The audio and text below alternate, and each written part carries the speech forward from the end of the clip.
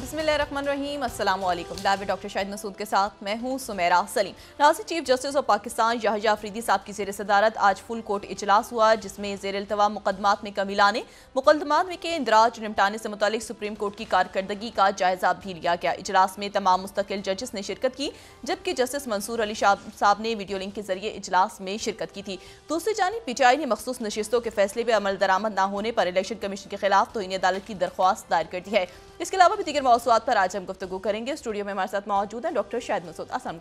वालेकुम डॉक्टर साहब। Chief justice Yahya Afridi sahab की ज़ेर सदारत आज फुल कोर्ट इजलास हुआ है, जिसमें ज़ेर इल्तवा मुकदमात में कमी लाने पर गौर किया गया है। क्या अब आम साइलिन जो हैं वो जल्द इंसाफ मिलने की तवक्कुआत कर सकते हैं? जी, तवक्कुआ करनी चाहिए। आज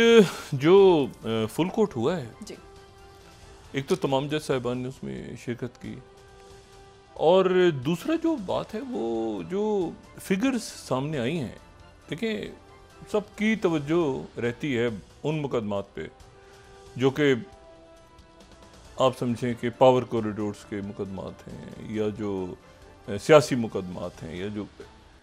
लेकिन ये देखें कि जो आज उसमें तादाद सामने आई है या अफरीदी साहब और बाकी जो जज साहबान, तो 59 और 60 हज़ार के करीब मुकदमात ऐसे हैं जिनका बैकलॉग है। अच्छा, अब आप ये देखें कि ये कहाँ से मुकदमा किस अदालत से शुरू होगा, उसके बाद कितनी मुश्किलों के साथ ये उसका फ़ैसला एक निचली अदालत पे, सेशन कोर्ट में या बाकी कोर्ट्स में, फिर उसके बाद ये हाई कोर्ट में गए होंगे, फिर कितने बरस वहाँ पे तारीख़ें और मुकदमा चला होगा, फिर अपील सुप्रीम को। मतलब ये किस कदर ज़रूरी है कि ये एक जो अदालती इस्लाहात की बात होती है, तो अदालती इस्लाहात में सबसे आम तो ये है कि एक मखसूस मुद्दत में वो मुकदमात जो हैं उनका कोई ना कोई फ़ैसला हो जाए। यानी उसमें मतलब ज़ाहिर है कि एक बड़ी आबादी है और जज साहिबान भी, अदालतें भी, उनके रिसोर्सेज हैं सब, लेकिन असल जो अदालती इस्लाहात चाहिए ना वो ये है कि इतने ज़्यादा मुकदमात, और ये सिर्फ सुप्रीम कोर्ट में, सिर्फ सुप्रीम कोर्ट के अंदर जो, तो और ज़ाहिर है कि उन मुकदमात के ऊपर किसी का जहन भी नहीं जा रहा होता। सुबह के वक्त जो जज साहिबान बैठते हैं सुप्रीम कोर्ट के, हाई कोर्ट के, वो सारे लोग मुंतज़िर होते हैं कि जज वो जो बड़ा कोई सियासी फ़ैसला होना है और मुकदमा चलेगा तो फिर देखेंगे, लेकिन जो सुबह के वक्त ही सुनते हैं पहले जज साहिबान, तो ये बहुत अहम है कि उस तरफ तवज्जो जाए। बाकी ये है कि और तो आज उस हवाले से कोई ख़बर नहीं है, और बहुत ज़्यादा कभी कभी बहुत इंतशार फैला हो ना, या बहुत एक हंगामा खेजी हो, तो उसमें ये अच्छा भी लगता है कि कोई दिन सुकून से आराम से गुजर जाए, जिस दिन बहुत कोई अफरा तफरी फैलाने वाली ख़बरें ना हो। और पिछले चंद रोज़ जो गुजरे हैं या चंद माह जो गुजरे हैं, चंद साल जो गुजरे हैं, उसमें इतना ज़्यादा इंतशार पैदा हुआ है कि उसके नतीजे में लोग वैसे ही एक ज़हनी जान का भी शिकार हैं। तो अच्छा है कि आज जो है वो अदालत में जो है ये इन मुकदमात पे बात हुई, सारे जज साहिबान मौजूद थे, और उसमें जो है वो ये फ़िगर हमारे सामने आई, और उम्मीद करते हैं कि इसके ऊपर जल्द जो है अदालत कोई ना कोई मैकेनिज़्म अदालतें बनाती हैं फिर इसका, जब इस तरह की एक फ़िगर सामने आती है और जज साहिबान जो है यकीनन इसको देखते हैं कि उन्होंने रिलीज़ की है फ़िगर, तो उम्मीद करते हैं कि आने वाले दिनों के अंदर बाकी सियासी मामला जो हैं वो तो कोई बड़ी उसमें डेवलपमेंट होगी तो उसमें बात कर लेंगे। दूसरी जो बात है वो ये है कि रशियन डेलीगेशन पाकिस्तान आया हुआ है, सेनेट से खिताब किया उनकी डेलीगेशन की जो सरबराह हैं, और ये जो पूरा एक मामला जो हम काफ़ी दिनों से, बल्कि महीनों से या सालों से डिस्कस कर रहे हैं, उसमें दो तीन बड़ी अहम बातें जो हैं वो हुई हैं पिछले 24 घंटों में। एक का तो जिक्र कल भी हुआ था जब मुशाहिद हुसैन साहब के साथ मैं बात कर रहा था, और वो ये था कि ये तमाम वाक़यात जितने हो रहे हैं इनका बराह रास्त पाकिस्तान पे, क्योंकि पाकिस्तान की जो एक तो ये कि हम कहते थे ना हमेशा कि उसकी जो जोग्राफियाई जो है वो किस जगह उसकी जियोपॉलिटिकल और ये, लेकिन उससे हट के अब तो ये है कि दूर अगर कहीं किसी पैसिफिक में कोई आइलैंड भी है ना, तो उसकी भी एक इम्पोर्टेंस है। पाकिस्तान तो बिल्कुल आप समझ लें कि चारों तरफ वोल्केनोज हैं और दरमियान में पाकिस्तान है। अच्छा, अब वो वोल्केनोज किस तरह से आप देखें कि 2 इलेक्शन के रिजल्ट्स आए कल हमारे सामने, कल इलेक्शन हुआ और रिजल्ट आ गया। एक तो आया जापान का। अच्छा, जो जापानीज़ जो प्राइम मिनिस्टर हैं इशिबा, ये जापानीज़ प्राइम मिनिस्टर जो हैं ये इन्होंने स्नैप इलेक्शंस कॉल किए। इसी महीने इन्होंने ये एक संभाला था वज़ारत उज़्मा का, और इनकी सीट्स जो हैं वो कम होके गिर गई इतनी ज़्यादा कि वो मेजॉरिटी उनके पास जो है वो नहीं है। उनको किसी न किसी जो है छोटी पार्टियां जो हैं, बाकी पार्टियां, उनकी ज़रूरत पड़ेगी उनको हुकूमत बनाने के लिए।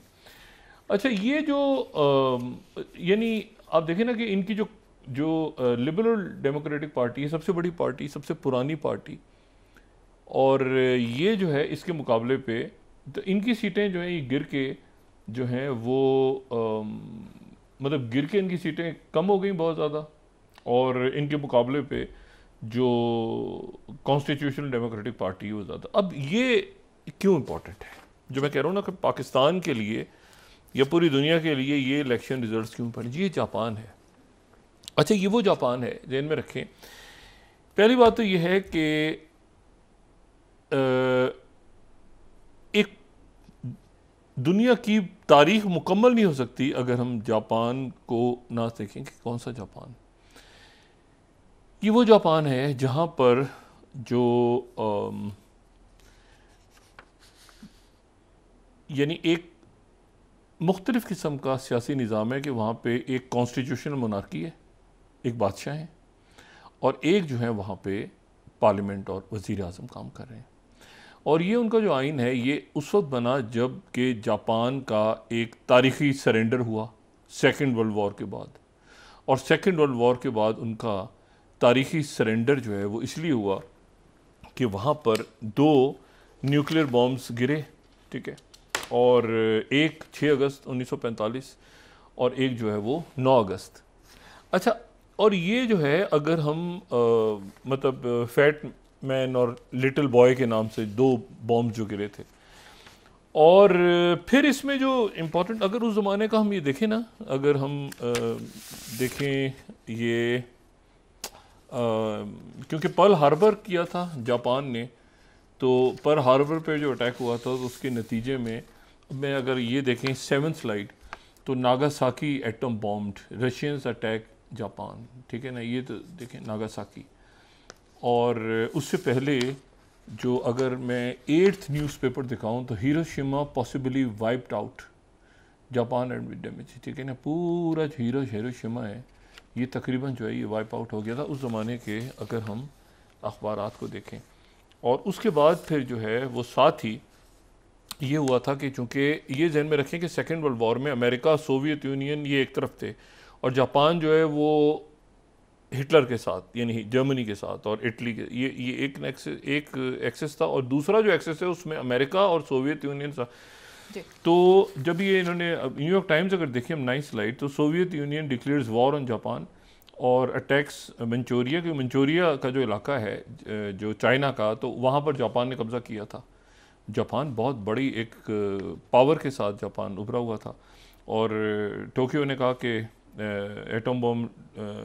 लूज्ड ऑन नागासाकी, ये न्यूयॉर्क टाइम्स है। अच्छा, अब मैं ये बात इसलिए कर रहा हूँ कि ये इंपॉर्टेंट बात क्यों है, उसकी हुआ ये कि जंग अजीम के बाद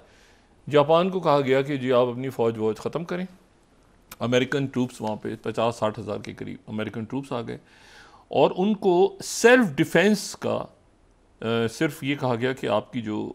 फ़ौज है वो वहाँ पे सेल्फ डिफेंस का काम करेगी। और वो अब उसमें गुजरे कुछ अरसे में उनकी तरफ से बात हो रही है कि जी हम दूसरे मुल्कों के साथ कोई पैक। अमेरिकन ने कहा कि नहीं, आप यहाँ पे जो सैन फ्रांसिस्को में उसके बाद एक मीटिंग हुई, और मीटिंग में ये तय हो गया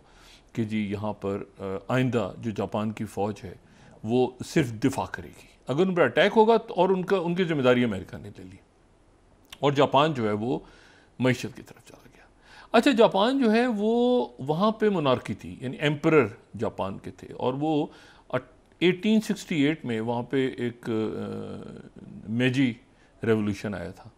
मेजी रेवोल्यूशन आके बादशाहत वहाँ पे बहाल हो गई थी, और वहाँ पे उससे पहले जो तोंगवा शोगनेत जो वहाँ पे एक सिस्टम था जो फ्यूडल सिस्टम था, वो कई 100 साल तक वो फ्यूडल सिस्टम रहा, और उसमें ये था कि जो फ़ौज का सरबराह होता था वो फ्यूडल सिस्टम, फ़ौज का जो सरबराह था वो अमूमन हुक्मरान होता था और बादशाह की हैसियत ज़रा अलामती सी होती थी। तो मेजी रेवोल्यूशन जब आया 1868 में, तो अच्छा ये जब ये जो शौगा का था ना, उनका जो सिस्टम चल रहा था, तो उनके शौगा सिस्टम के अंदर जो है वो फिर ये होता था कि चूँकि फ्यूडल सिस्टम था तो सारे जो जागीरदार थे उन्होंने अपनी अपनी छोटी छोटी फौजें रखी हुई थी। ये मैं थोड़ी सी हिस्ट्री बात करके तो आगे निकलते हैं। और वो इसलिए कि उनको सैमुराई कहते थे, वो जो तो सैमुराइज। अच्छा, वो सैमुराई सिर्फ लड़ने के माहिर नहीं होते थे, बल्कि उनकी अपनी एक अदब, शायरी और उनकी फ़िलासफ़ी और उनके और इज़्ज़त, यानी अगर वो दुश्मन ने पकड़ लिया है तो वो ख़ुदकुशी करते थे।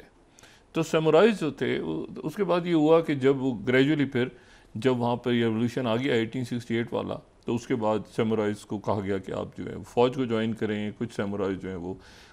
लड़े वहाँ पर, लेकिन फिर उसके बाद वो ग्रेजुअली पैसेज ऑफ टाइम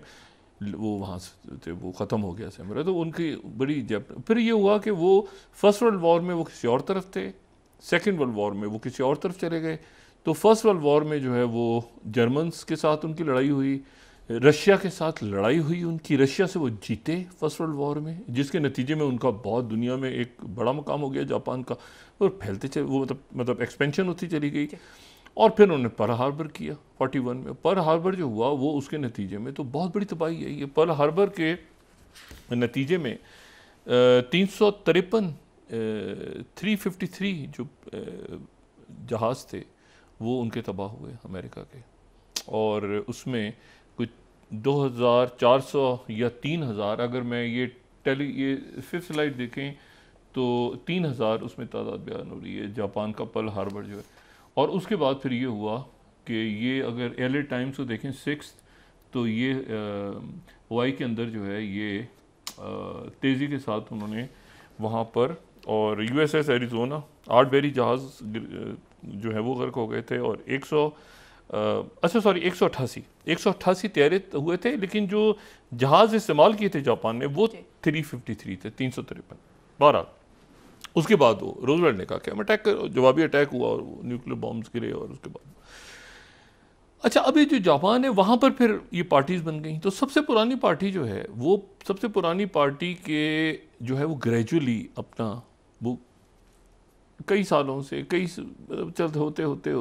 फिर 1996 में दूसरी पार्टी आ गई सामने। अब वो पार्टी लूज़ कर गई, और ये वो पार्टी लूज़ कर गई जिसके प्राइम मिनिस्टर ने कुछ अरसे पहले ये एशियन नेटो की बात की थी बार बार। एशियन नेटो होना चाहिए, एशिया में नेटो होना चाहिए, नेटो का ऑफिस खुलेगा, एक अमान में खुलेगा, एक जो जापान में खुलेगा, टोक्यो में खुलेगा। और ये जो है ये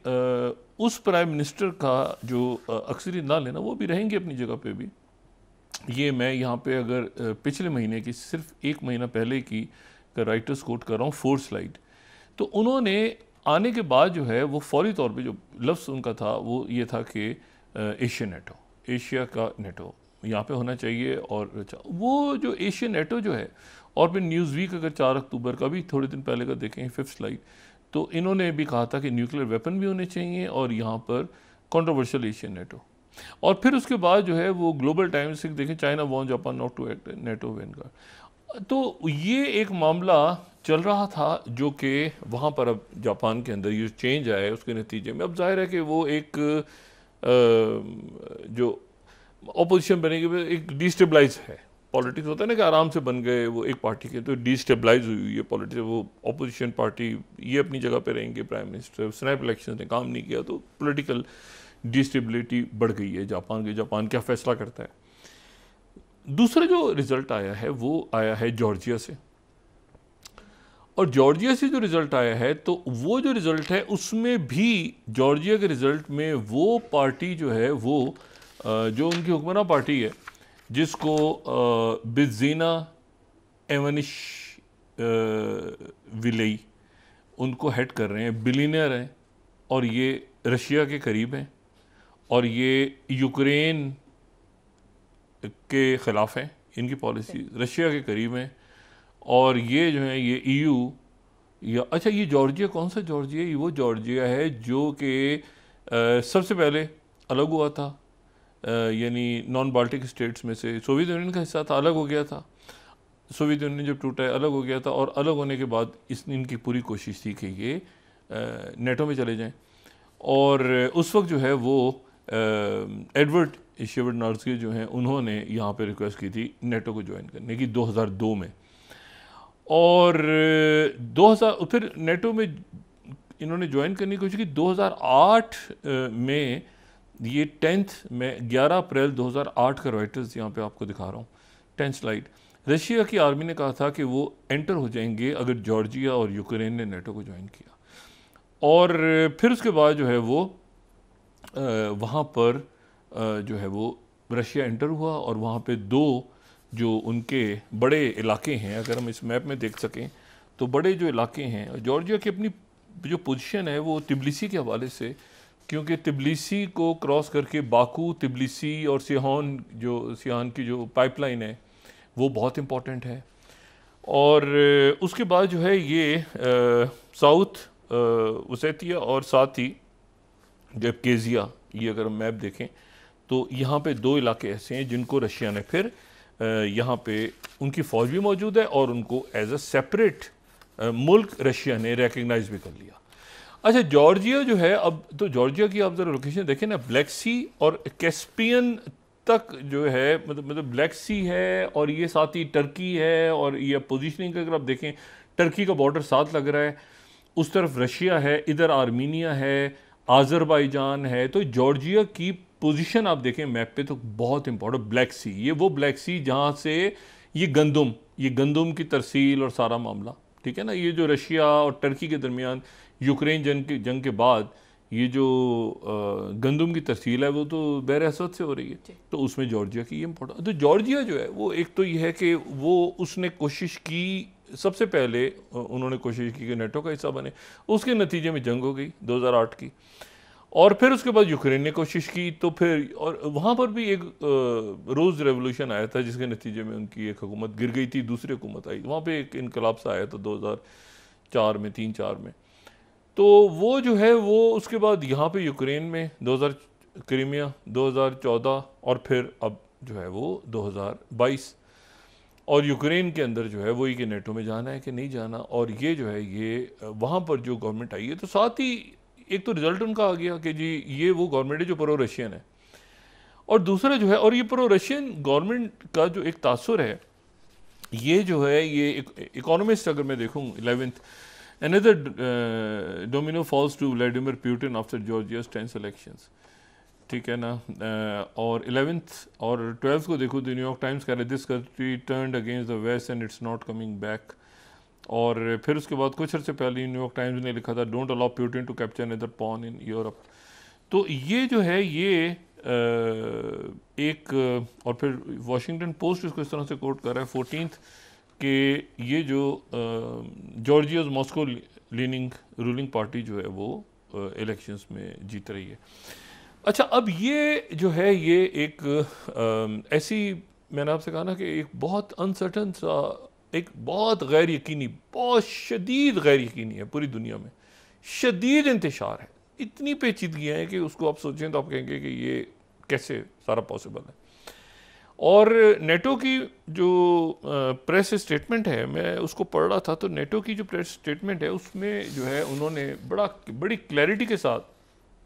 जो नेटो की तरफ से आज ये बात की गई है कि जो मतलब रशिया में ये 20th, अगर मैं यहाँ पे हम दिखा सकें तो डोर स्टेप स्टेटमेंट, उसका नाम ही जो है वो, मतलब उसकी जो उसका हेडर है वो डोर स्टेप स्टेटमेंट के तौर पे उन्होंने नेटो के जो सेक्रेटरी जनरल हैं मार्क रुते, जो कि नए उनके आए हैं अभी, तो उन्होंने, अगर आप ये देखें तो वो कह रहे हैं कि ये डेलीगेशन जो है ये उनसे मुलाकात की कोरिया के, रिपब्लिक ऑफ कोरिया की डेलीगेशन ने, और इंडो पैसिफिक पार्टनर्स ने जिसमें ऑस्ट्रेलिया, जापान, न्यूजीलैंड थे। और उसके बाद वो कह रहे हैं कि यहाँ पर वो कंफर्म कर रहे हैं कि जो नॉर्थ कोरिया के ट्रूप्स हैं वो रशिया में मौजूद हैं। आई कैन कंफर्म कि North Korea troops have been sent to Russia, और नॉर्थ कोरिया के जो मिलिट्री यूनिट्स हैं वो कर्स्क के इलाके में, कर्स्क का जो इलाका है वहाँ पर वो डिप्लॉयमेंट हो गई है। और नेटो ने रशिया से और जो नॉर्थ कोरिया है उनसे डिमांड की है कि एक्शंस को सीज करें फौरी तौर पे। और ये जो कॉपरेशन, मिलिट्री कॉपरेशन रशिया और नॉर्थ कोरिया का, ये इंडो पैसिफिक और यूरो अटलांटिक सिक्योरिटी के लिए बहुत ख़तरनाक है, ठीक है। और फिर उन्होंने पूरा वही बात की कि पुतिन जो है वो providing north Korea military technology और सपोर्ट दे रहे हैं, और उधर से वो जो ट्रूप्स आ रही हैं, तो ये एक सिचुएशन जो है वो बड़ी ख़तरनाक सूरत। और नेटो की तरफ से ऑफिशियली पहले देखिए ना, पहले ये बात हुई थी ज़ेलेंस्की की तरफ से, फिर अमेरिका ने बात की, अब नेटो ने बात कर दी। तो ये जो है अब एक कॉम्प्लेक्स सिनेरियो क्रिएट हो गया जापान के इलेक्शंस को। और मैं आपको जापान की बात बताऊं, यानी जापान को मैं हमेशा, उन्होंने डाल दिया ना जापान को कि आपने अपनी फ़ौज यहाँ से ख़त्म करनी है, और फ़ौज को आप सिर्फ उस पर डालें, तो आप देखें कि मैं हमेशा सिर्फ ये देखता हूँ कि जापान की जो ब्रांड्स हैं वो कितनी दुनिया में, जापान की ब्रांड्स जापान ने जो बनाई हैं, जो दुनिया में ब्रांड्स हैं। पहले तो आप टेक्नोलॉजी की ब्रांड्स देखें जापान की, सिर्फ एक मुल्क की ब्रांड्स हैं, सोनी, तोशिबा, होंडा, ठीक है ना, उसके बाद Toyota, Panasonic, Canon, Nikon, Sharp, Casio. फिर गाड़ियां देखें आप, टोयोटा, होंडा, एक मुल्क है, ये एक मुल्क की ब्रांड्स हैं। Toyota, Honda, Nissan, Mazda, Subaru, Mitsubishi, Lexus, एक मुल्क की ब्रांड्स। अच्छा, उसके बाद आप चले जाएं अगर फूड पे, तो ज़ाहिर है मेजी, रेवोल्यूशन आया तो मेजी उनकी ब्रांड है। और फिर आप गेमिंग में चले जाएं तो निटेंडो, ठीक है। और उसके बाद जो है वो मतलब उनकी इतनी, अच्छा फिर उसके बाद शार्प, ये शार्प भी उनकी ब्रांड है, कैसियो, ठीक है ना, सीको, ये सारी जो हैं ये उनकी ब्रांड्स हैं। तो अब यह है कि ये जो है ये मतलब जापान ने फिर उसके बाद बहुत ज़्यादा तरक्की की, और उनकी ब्रांड्स आप देखें कि पूरी दुनिया में कितनी आगे गई। एक मुल्क की इतनी ब्रांड जो हैं वो शायद ही हों, ठीक है ना, मतलब है कि पैनासोनिक और सोनी और मतलब कैनन, और मतलब ब्रांड्स आप देखें सिर्फ उनकी। अच्छा, अब ये जापान हो गया, और जापान के साथ जो है वो जॉर्जिया, दो मुल्कों में इलेक्शन हुए, और दोनों मुल्कों के इलेक्शंस के नतीजे में फर्दर डिस्टेबलाइज हो गए हैं दोनों रीजन्स, यानी उधर पैसिफिक भी और इधर ये जो कि नेटो का। तीसरी जो बात है वो ये है कि वहाँ क्या करना है, जो कि गज़ा में मुसलसल एक कत्लेआम जारी है, और सिर्फ ये असल में इसकी अमेरिकन इलेक्शन की तारीख नहीं होती,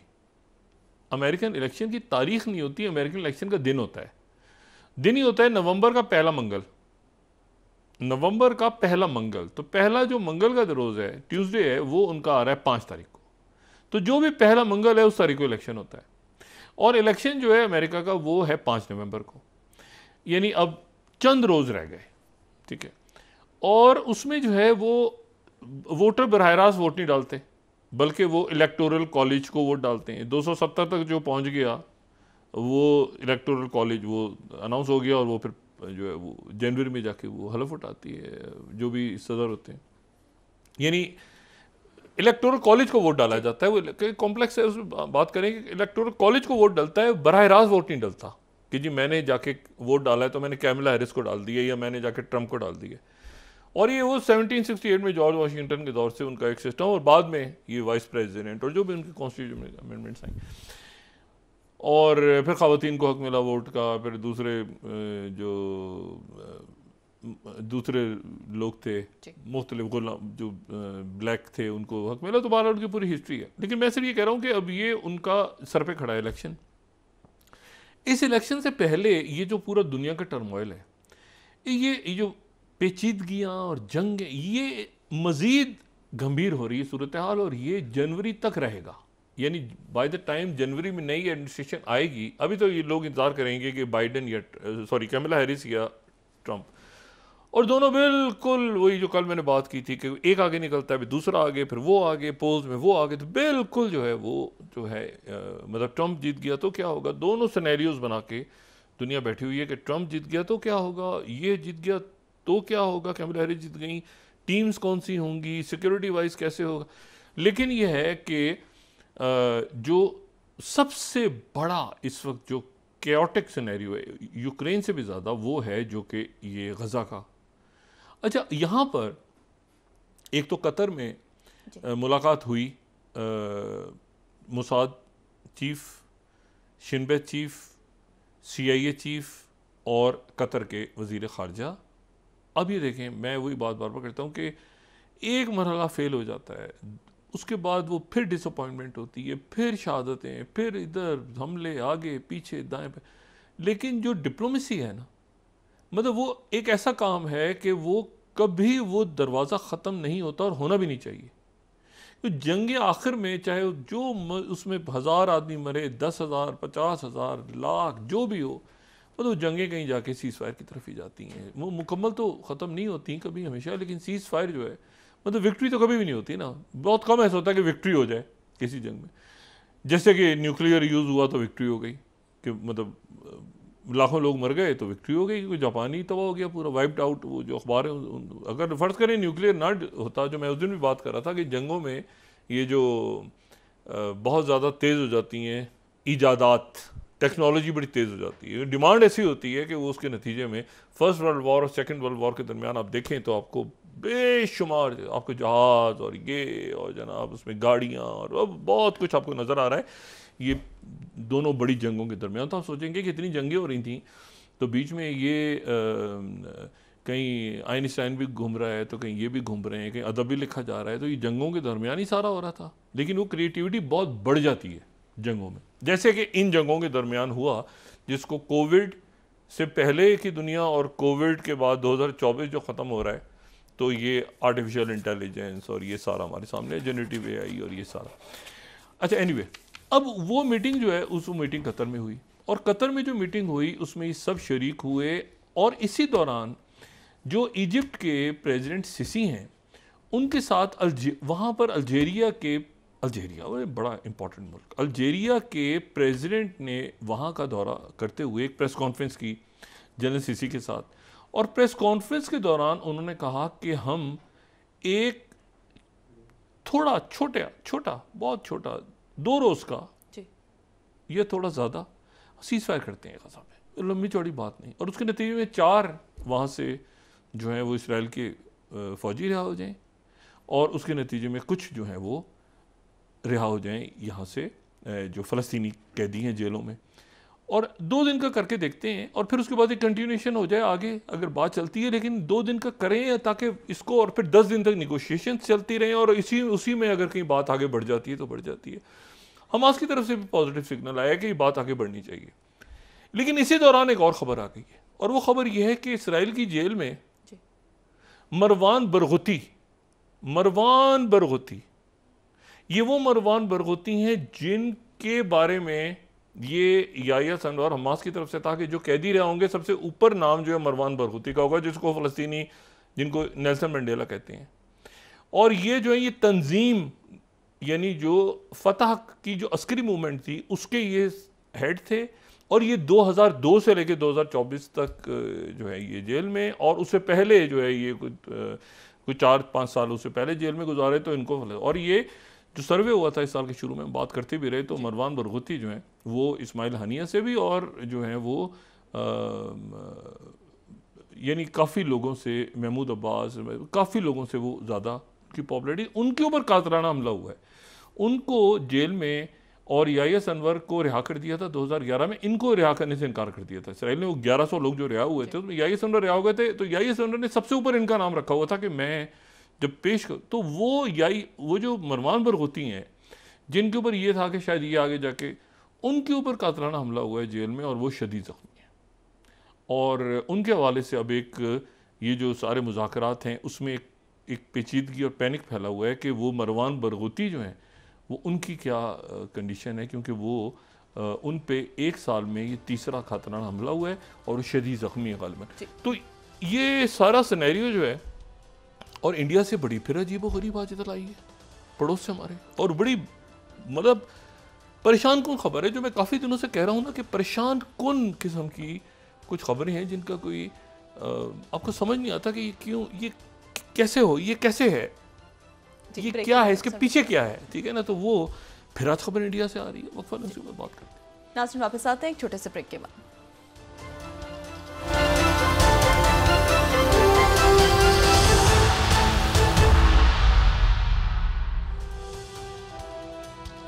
वेलकम बैक नाज़रीन। डॉक्टर साहब, तहरीक इंसाफ की जानिब से हुकूमत मुखालिफ नई तहरीक के आगाज़ का कहा गया है। देखिए, तहरीक तो मेरा नहीं ख्याल कि कोई सच कोई तहरीक चलेगी। अपना ख्याल है ना ही मुतम्मिल हो सकती है अब इस वक्त कोई तहरीक चले या कोई जो भी मामला हैं मेरे ख्याल से अदालतों में तय होंगे, तय होने चाहिए। और सड़कों पे और मतलब एक बात तो कही जाती है, लेकिन अभी जो जान रहा है सारा उसमें मतलब मज़ीद जो है ना, मतलब मज़ीद इंतशार के हम शायद अब काबिल नहीं है, क्योंकि इकॉनमी और सिक्योरिटी और बाकी सारे इश्यूज और सोशल अनरेस्ट और वो सारा ऑलरेडी मौजूद है। तो जो भी मामला हैं मेरे ख्याल से वो ईवानों में, अदालतों में, बाकी जगहों पे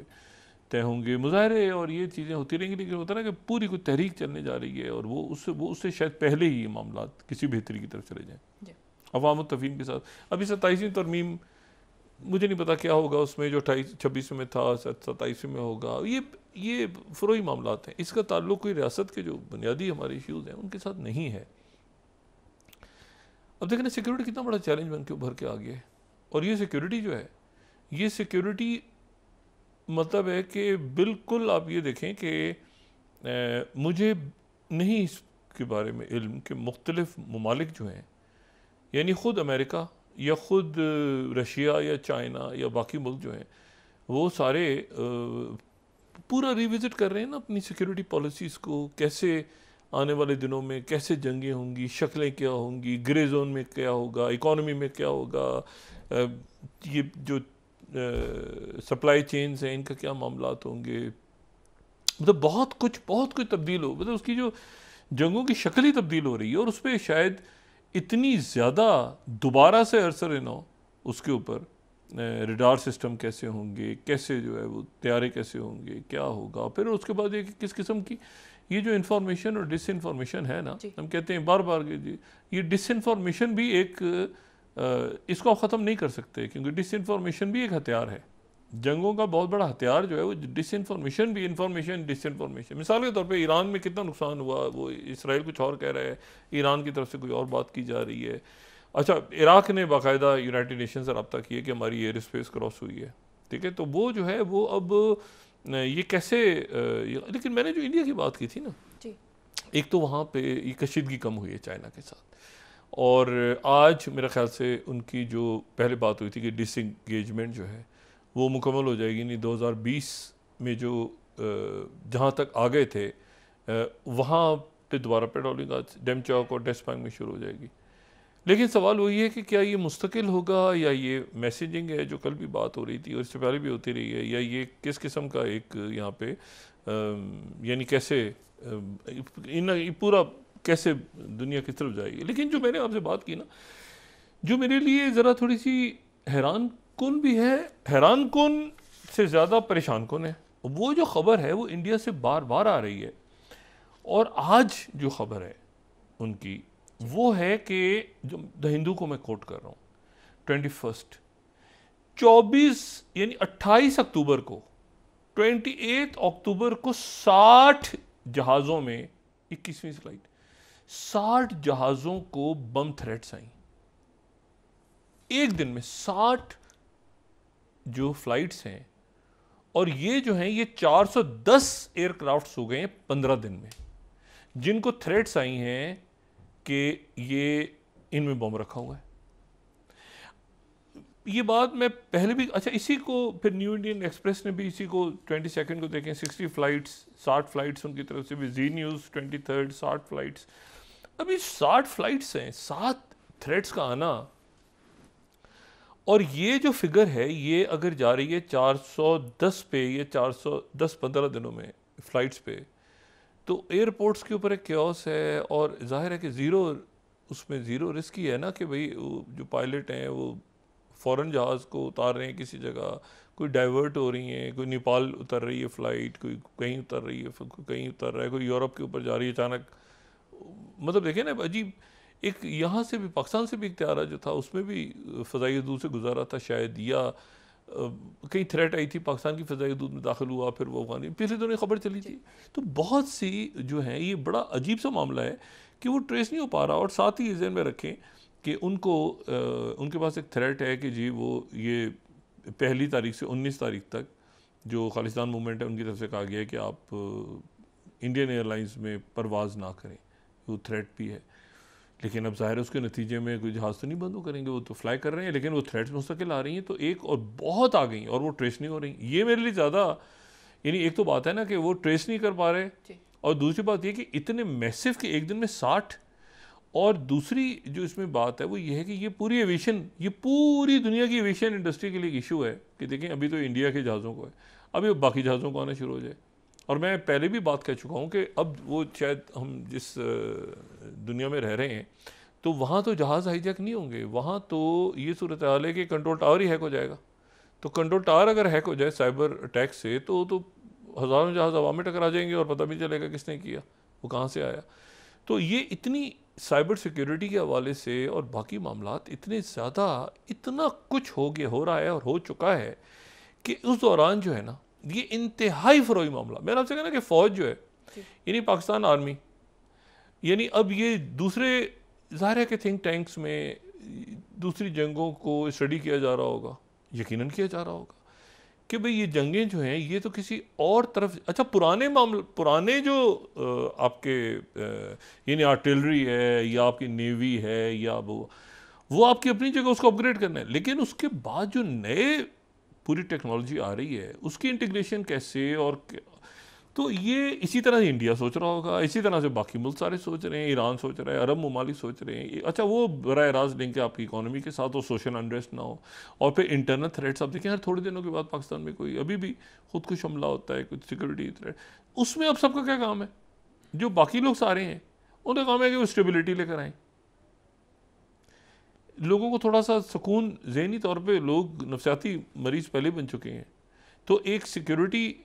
लोगों को सोशल अनरेस्ट खत्म हो, जॉब्स, ये करप्शन, ये लूट मार, ये रोज़ मसले, रोज़ हंगामे, इनके अंदर कमी लेकर आए। आज देखें अदालत का जो ये मैसेज कितना अच्छा किया है, फुल कोर्ट बैठे हैं, सारे जज साहिबान बैठे हैं, कोई किसी किस्म का वो मतलब एक होता है ना जज आपस में मतलब जो बदकिस्मती के साथ वो मैसेज आ रहे हैं कि जी ये वो नहीं हुआ, या ये आफरीदी साहब का पहला, मेरे ख्याल से पहला, अगर कोई उनका, मैं कहता हूँ कि वो पहला एक सुप्रीम कोर्ट केस जीती, होता है ना बड़ा केस, तो वो ये है कि सारे जज साहिबान मौजूद थे और एक बहुत अच्छा तासुर किया, फुल कोर्ट बैठा। और उसमें यह है कि अब वो यकीनन उनके फैसले जो भी होंगे आने वाले दिनों में, उसके बाद ये बड़े कठिन औकात हैं पाकिस्तान के लिए, नहीं कठिन से मतलब पेचीदा, ये नाजुक दौर वाला एक मजाक चलता था ना, लेकिन पूरी दुनिया आप देखें, यानी वहाँ पर ऑफिशियली 43,000 आज उन्होंने अनाउंस किया कि 43,000 शहादतें हो गई हैं, लेकिन ये तादाद तो 1 से 1.5 लाख है जो सिर्फ गज़ा में है। और मैंने आपसे कहा ना कि मगरबी किनारा अलग है, और बाकी लेबनान के ऊपर, वो तायर के ऊपर फिर आज अटैक्स हुए हैं दोबारा, तायर के इलाके में लेबनान में उन्होंने जवाबी अटैक्स किए हैं, और उसके नतीजे में इसराइल ने यह फैसला किया है कि उनकी जो काबीना का इजलास होगा अब वो वज़ीर आज़म हाउस में भी नहीं होगा और आर्मी हेडक्वार्टर में भी नहीं होगा, बल्कि वो अलग अलग दूर से बैठ के, शायद मेरे ख्याल से स्काइप पे किसी तरह होकर वो सारे लोग एक जगह बैठेंगे भी नहीं, इतना ज़्यादा वहाँ पे सिक्योरिटी अलर्ट है कि भाई वहाँ पर कोई अटैक ना हो जाए लेबनान से या किसी और जगह से। तो ये अब देखेंगे जो इजिप्शियन प्रेसिडेंट हैं उन्होंने जो बात की है, और ये ध्यान में रखें कि वहाँ पर पिछले दिनों भी शिनबेत और मोसाद का डेलीगेशन गया था, उनके सामने भी इजिप्ट ने ये प्रपोजल रखा था कि लंबी चौड़ी बात में जाने से पहले ज़रा 2-3 दिन का एक ब्रेक लो, यहाँ पे 2-3 दिन, और उसमें गज़ा इमदाद जाए, लोग आए, फिर उसके बाद बात आगे देखते हैं कि वो लंबी और उसमें थोड़े से 4 लोग उधर से इसराइल की फौजी रिहा हो जाएं, उधर से फ़लस्तीनी जो जेलों से कुछ लोग रिहा हो जाएं और आगे बढ़ा जाए। इसके ऊपर हमास की तरफ से भी पॉजिटिव सिग्नल है, लेकिन इसराइल में वही होता है हमेशा कि 5 लोगों ने कह दिया ठीक है, लेकिन 2 जो इंतहा पसंद थे उन्होंने कहा कि नहीं हम नहीं करेंगे, तो वो इस किस्म का वहाँ से कहानी हो रही है। लेकिन मेरा ख्याल है ये अब आखिरी दिनों में ये अमेरिका अगर इसको ये एक छोटा सीज़ फायर भी करवा लेता है ना 2-3 दिन का, कि पता तो चले कि उसमें अंदर हुआ क्या है गज़ा में 1 साल से ज़्यादा अरसे में, तो मतलब है कि लोग जाएं, कोई ज़ख्मी बाहर आ जाएं, कोई पता चले वहाँ पे, और सर्दी आ गई है, तो बहुत शदीद सर्दी है इस वक्त गज़ा में, और बारिशें भी हो रही हैं। जी बहुत शुक्रिया डॉक्टर साहब। नाज़रीन, के साथ आज का प्रोग्राम अपने अख्ताम को पहुँचा। मुझे सुमेरा सलीम को इजाज़त दीजिए। अल्लाह ने के बाद। जी डॉक्टर साहब, अपना दोस्तों, रिश्तेदारों, गिरदोनवा के लोगों का सब ख्याल रखिएगा। अल्लाह हाफ़िज़।